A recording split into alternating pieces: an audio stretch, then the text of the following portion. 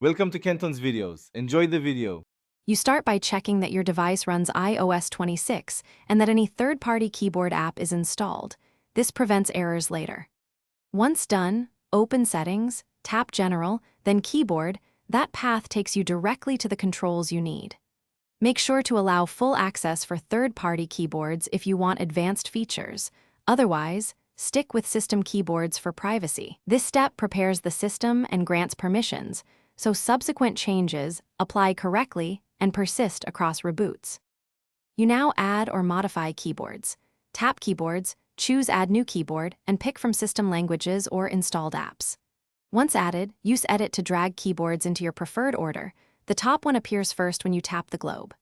Make sure to open each keyboard settings to configure layouts, enable dictation or one-handed mode, and grant full access only if you trust the app.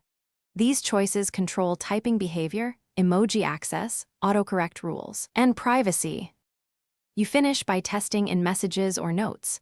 Tap the globe or long press to cycle keyboards and confirm layouts and autocorrect behave as expected. If a keyboard fails to show, force quit the app, reboot the iPhone, and then recheck keyboard settings. Simple restarts often restore correct loading.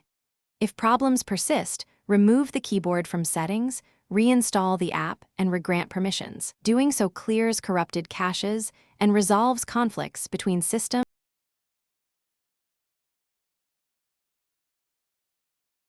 Thanks for watching. Consider subscribing if we helped you.